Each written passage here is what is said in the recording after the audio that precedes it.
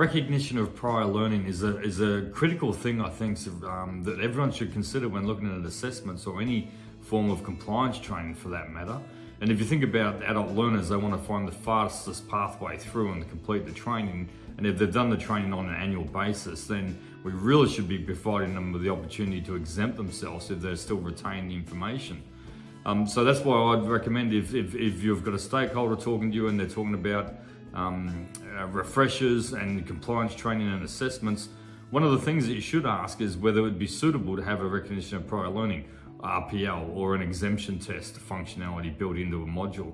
As an example of how that might work is that if I arrive at a module and I've done it before or may have worked in a similar institution before and I can exempt myself for all of it or some of it, I should be given that opportunity. So at the start of a module, I get an option whether I want to opt in or opt out of the exemption test, or I'll call it an RPL. Opt in or opt out. If I opt out, then I go through the module as I would ordinarily.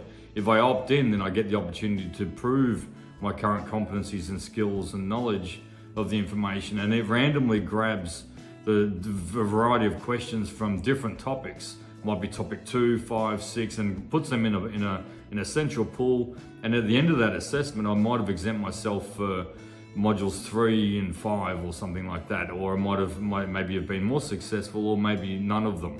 So then basically that is testing my competencies and existing knowledge as well. So then I only get served up the modules that I need to do, or the topics or sections that I need to do, and not the ones that I have exempt myself for. So then I may go into that and say that, let's say I have to do modules 2 and 3, I may go into module 2 and there may be an assessment at the end of that, for an example, or it might accumulate the assessments of what I need to do for modules 2 and 3 and then serve me a final assessment for the ones I need to complete.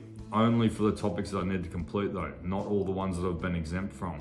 There's a whole lot of variations to that functionality that you might build, and yes, it's a little bit tricky because there's some wiring, some functionality and competency mapping that needs to take place, but it's well worth it if there's an opportunity to exempt users for prior experiences, and it fast tracks. You might bring the suite of compliance training down from 4 hours down to 1 hour perhaps. And if you look at the cost saving on that, I've got some stories to be able to tell you of the savings that large organizations have had by exempting their users through this, and it's in the millions. It's quite a big thing, and it's great from a learning experience point of view for the end users, but it's a massive savings for the business in ROI generated back from those exemption tests. Right. If you haven't tried a recognition of prior learning, have a look at some functionality, or let me know, and we'll organise a screen share and I'll show you how some of them work. Thanks.